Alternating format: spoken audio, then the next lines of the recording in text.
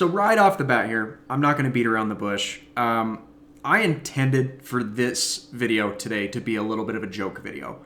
I mean, you're browsing the internet on April 1st. You've got to know that that was coming to you. But while I was browsing through the source material that I was trying to make this video off of, I just got really mad. I got really, really mad about this article that I found the other day while I was browsing around some stuff. So you get to hear my rant about this particular topic. So I hope that you all have a good experience with this, or at least as good of an experience as listening to my thought process on this as I can provide, because this article just really, really upsets me. So yeah, I'm sorry I clickbaited you in the title with Ultimate Alliance 4, because we haven't heard anything about it. Like, everything is just purely speculative.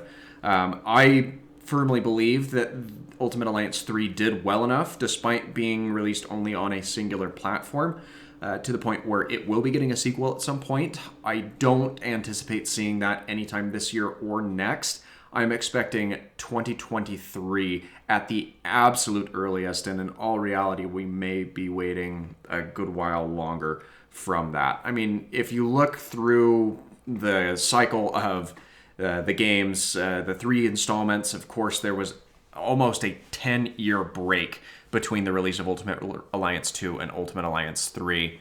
And if you look at the different publishers that have had a hand in making this series over the years, of course, you have Activision and Blizzard, who were in charge of the first game. You have Vicarious Visions, Endspace, Savage Entertainment, that had a hand in the second one.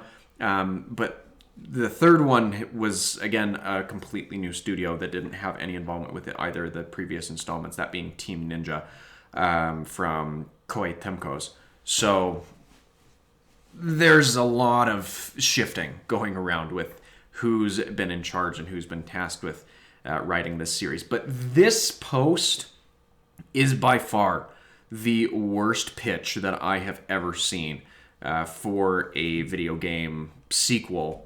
And I'm sure that there are other poor concepts out there.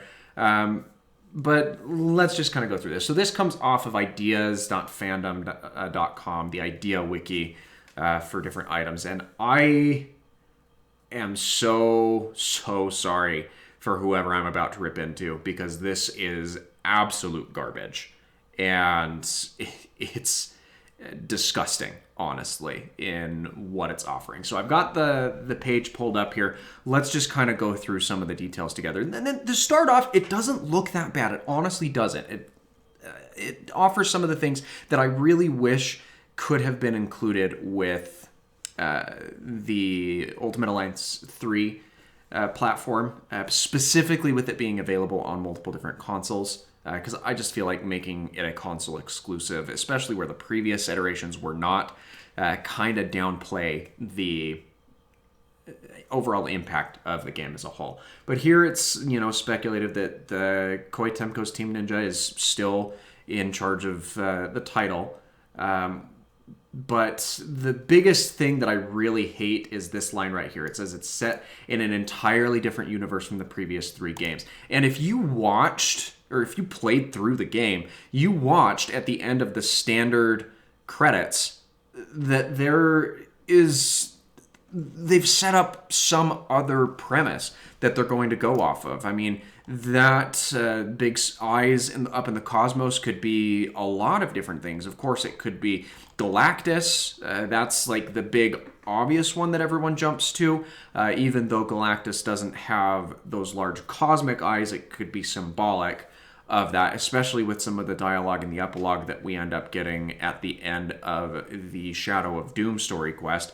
There's also the Beyonder that's been teased, or the Eternity. It could be any of those characters that we see as the main culminating plot point of Ultimate Alliance 4, whatever that turns out to be. So to say that it's set in a completely different universe, that's just stupid.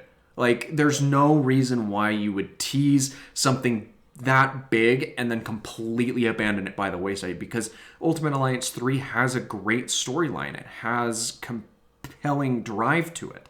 So they're not going to scratch everything and put it back to be from starting on a fresh slate. That's just asinine.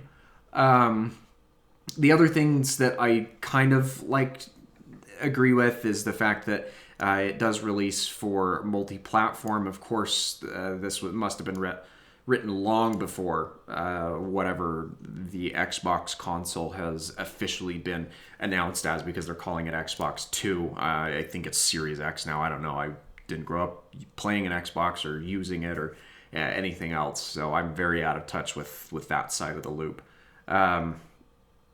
And it just, honestly, if you're going to go the route of claiming that it's an entirely different game, you may as well just make a brand new Marvel hack and slash type video game. But as you keep going through this article, it just gets worse, and I don't know how that's possible. Of course, we have a very generic main menu that draws heavy inspiration from the Ultimate Alliance 3 menu. Of course, there's minimal changes to make it look like it's something original, but this is just very lazy in terms of trying to come up with that. And I know that I'm a little bit nitpicking on this, but you're going to understand why I'm frustrated with this article as we continue to go. Here you have characters that are listed as being a boss or being NPC characters that you won't be able to play. You have a pretty good cast of characters, a lot of returning veterans from people that we've seen in the previous Ultimate Alliance series. Of course, Black Widow, Captain America, Captain Marvel, Crystal, Drax, Falcon, Gamora, Groot, Rocket, Hawkeye, Hulk, Human Torch, Invisible Woman, Iron Man, Mr. Fantastic, Spider-Man, Star-Lord, Thing, Thor, Wasp, Wolverine. Those all make a lot of sense. And then you have unlockable characters as playable entities. And there's a whole lot of things on this list that I just don't agree with. For one, that is a very, very long list of characters to list as being playable. And yes, I do wish that we had characters like Ant-Man, Beast, Black Bolt, Black Panther. There are characters on this list that I would like to see in a playable iteration. But there are others that it's like, there's no way you're going to pull that off. You cannot feasibly have this character as a playable character in what the Ultimate Alliance environment is. You cannot have Dormammu as a playable character in this game. I'm sorry. I know he's playable in other games. He's playable in Marvel Contest of Champions for mobile, but that's an entirely different realm where the rules are different and things work. They've very clearly established a way that Dormammu works in this universe, and he would not fit in at all into this roster of characters. By no means. Another character that's on this list, I don't feel that Juggernaut is a good fit for a playable character. I'd love to be able to play him. I just don't feasibly see that working, especially with as massive of a individual as he is. Like, he is just a towering tank, and he honestly still kind of makes Hulk look small in that iteration. Yeah, they could probably shrink him down because we've seen that happen before, or at least make him appear a little bit physically smaller and more on par with Hulk and other things, but he's just not a feasible playable character. Maximus, why would you want to play as Maximus? Like, I don't get it. MODOK, again, not a character that under any circumstances would team up with the Avengers or the Ultimate Alliance cast. Like, he doesn't care. He could honestly watch the entire world burn to the ground and laugh and cackle, even if it wasn't his plan that came to fruition to do it. So no, you would not have MODOK as a playable character under any circumstance. I'd love to see Nick Fury as a playable character. I really would. I don't know that they would go that route, but I wouldn't complain if they did. Surtur, another one. No way. Absolutely not. Would never in a million years be a playable character in this type of a game. And then, of course, you have the standard Sinister Six that are listed here in the Raft Brawl mode. I feel like here there's almost characters that have been omitted from the list, weirdly enough. I feel like if you're going to have a raft or a brawl mode centered around the raft specifically, you want to expand that cast of characters. You want to bring in people like Rhino, like Vulture, like Scorpion, characters that are known to be locked up on the raft and kept away from society. Like, that makes sense. But again, you don't really see these characters as playable. They're extra bosses, extra challengers, and new characters that have come around from previous iterations of the game or been brought back due to the game having done very well. Infinity Trials, of course, they're just copying and pasting all of the Black Order characters, which on one hand it makes sense because, yeah, you already have the character models and that type of thing put together. But on the other hand, it's just, like, they serve their purpose. You don't need to keep all of these characters. You can maybe keep Thanos as a pivotal character or keep him to some degree, but it's been pretty widely established that the Black Order has been thrown to the side. They served their purpose within the last game. They don't need to be back around. And then the real area where I have a lot of gripes and complaints is this new characters list. Look at how long this drags on for, and that's before we even get into the DLC conversation, which that's a whole other basket of worms I'm going to crack open in just a moment. I'm all for expanding a character roster, but there comes a point where it's too much. And there are a lot of characters on this list. It's like, yeah, it would be cool if they were NPCs or had some sort of dialogue or at least representation. You do not want to have everyone on this list as a playable character. I guarantee you that.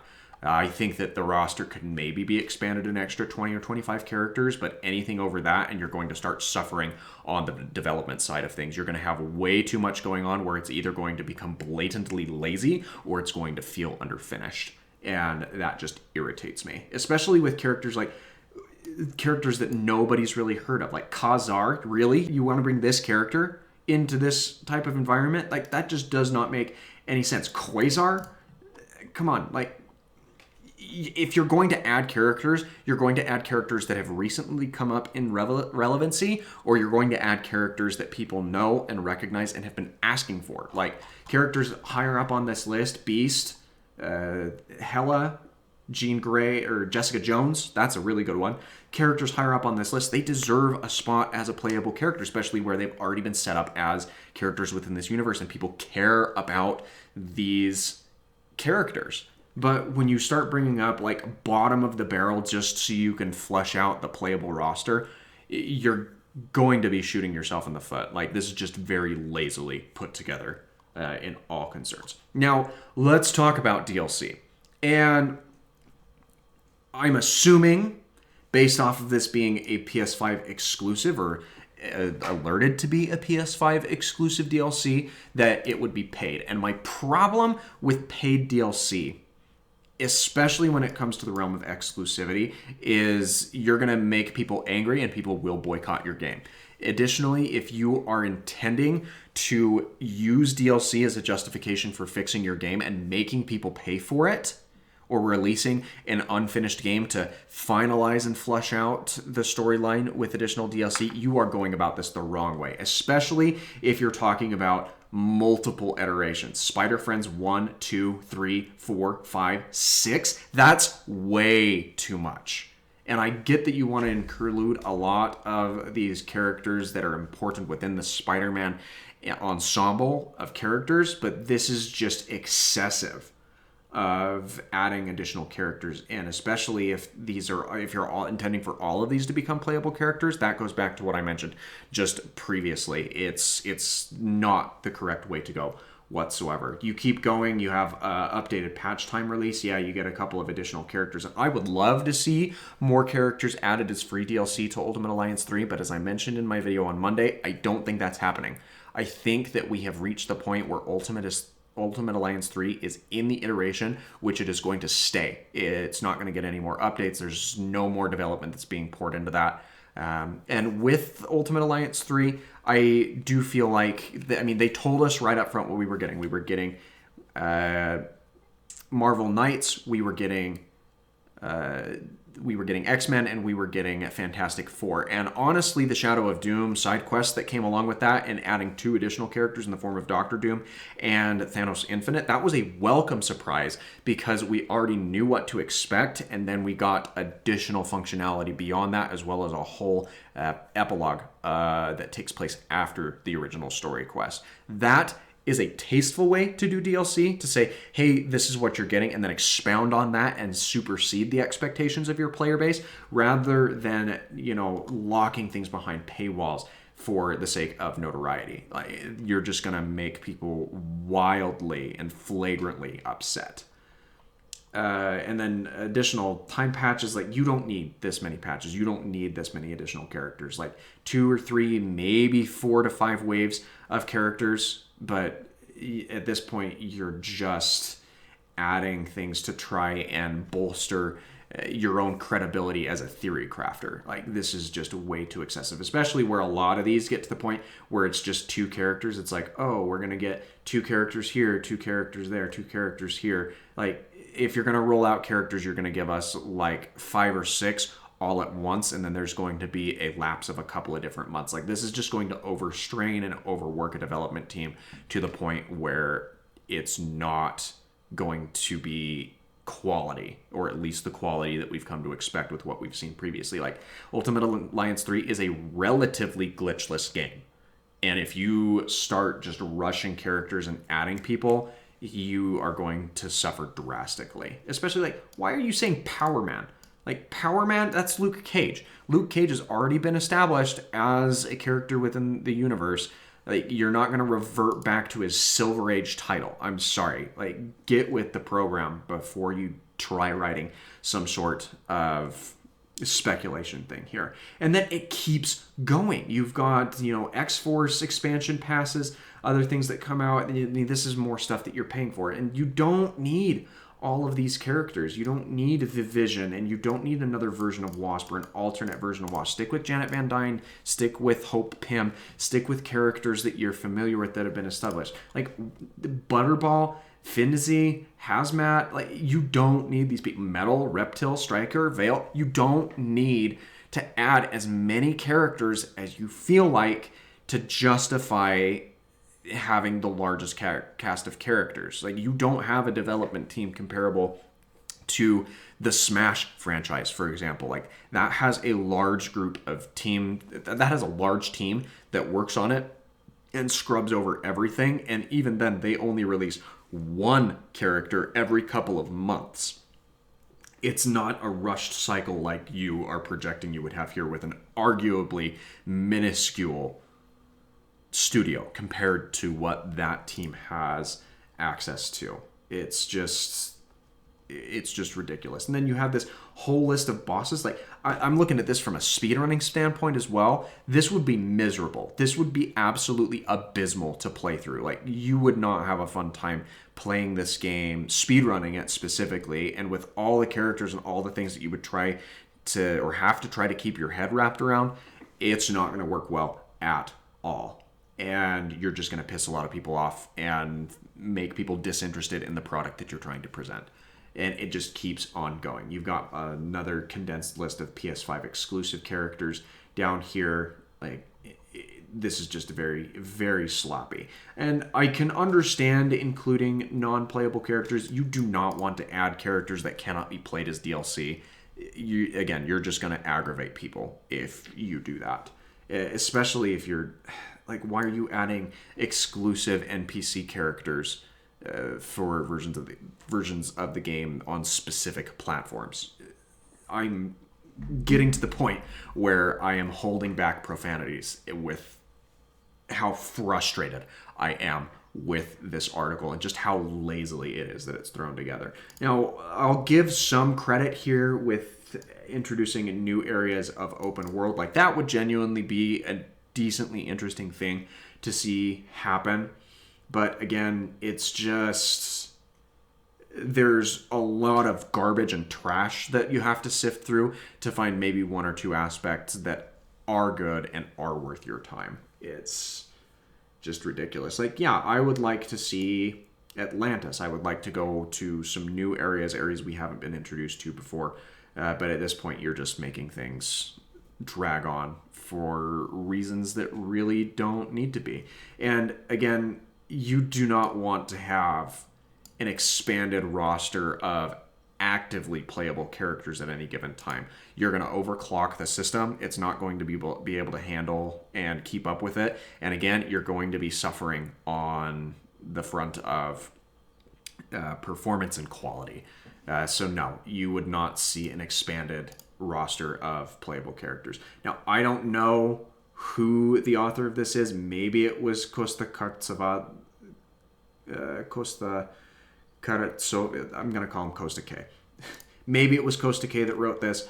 I don't know if that's accurate or not, but this is an absolutely garbage draft of what would happen or what could happen in a sequel. There's a lot of other things that they have built up and led in towards that are going to be a lot more notable and worthwhile. So if you're going to do something like this, make sure that you know the confines of the scope and the community that you're looking to interact with, and don't lean so heavily on including all of these characters after the fact or expanding the roster for the sheer sake of, I want it to be bigger. I want it to be bigger as well. I do not want it this big. Explicitly, I do not want the cast of characters this big. Thanks for sitting through my rant. If you've made it in this far, I haven't been this angry or this upset at something in a while, and I hope that there are those of you out there that agree with me on this. Be sure to let me know in the comments what you think. If this frustrated and stressed you out as much as it did me, this would be a great disservice to everything that Ultimate Alliance stands for if anything resembling this were to take place, in my own personal opinion. But maybe there's someone out there that thinks it's a good idea apart from this author. Thanks again for watching, and I hope you have a fantastic rest of your day. Take care.